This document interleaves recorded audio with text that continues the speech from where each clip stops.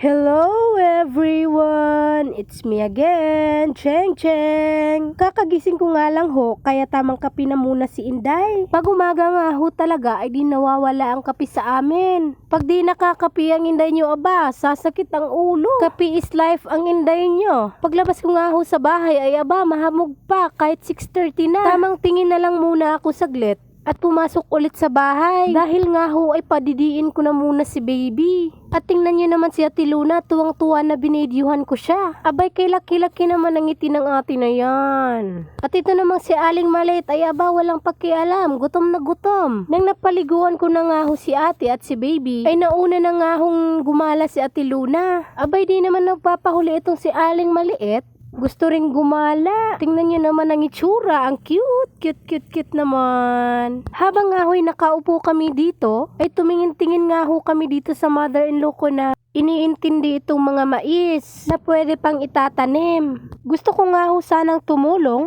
pero di na muna pwede kasi mangangat itong si Aling Maliit. Kawawa naman. Kaya tamang tingin-tingin na lang muna si Inday ninyo. At tingnan nyo naman si Aling Maliit. Kung saan yung camera, doon din siya nakatingin. Ay aba, marunong na. Parang kailan nga lang itong si Aling Maliit na napakaliit pa talaga. Ngayon, ang laki na.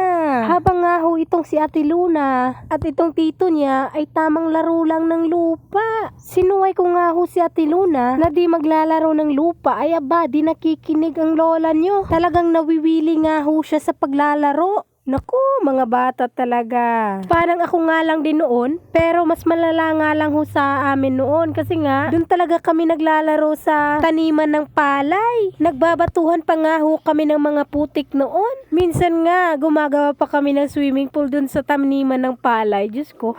Minsan talaga, ang sarap-sarap balikan yung mga alaala nung kabataan pa. Kasi nung mga bata pa, wala pang iniisip na problema. Yung problema lang namin noon ay yung papayagan ba kami ng mama namin na maglaro dun sa labas. Kasi noon, pag tanghaling tapat ay pinapatulog kami ng mama namin. Kaya minsan ako, tumatakas na lang. Kasi gustong gusto ko talagang maglaro noon. Kaya ayan, ang Inday nyo, di man lang nadagdagan ng height. Kaya nga minsan, napapaisip ako, kung di kaya ako tumatakas noon at natulog na lang, madadagdagan pa sana ang height ko. Wala na dahil kahit magsisik ka, ay di na babalik yung kabataan mo, no? Hanggang sana ka na lang.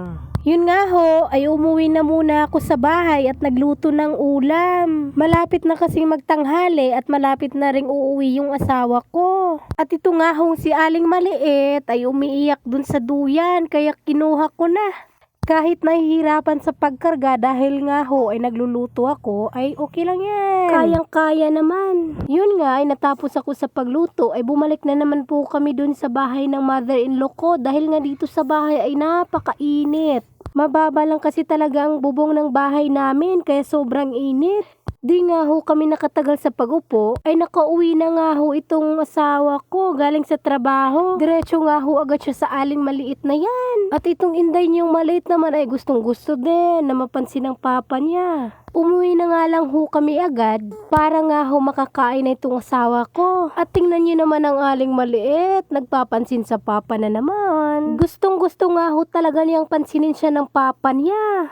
Kaya kung di nga napapansin ng papa niya ay aba, nagsasalita yan kahit di naiintindihan.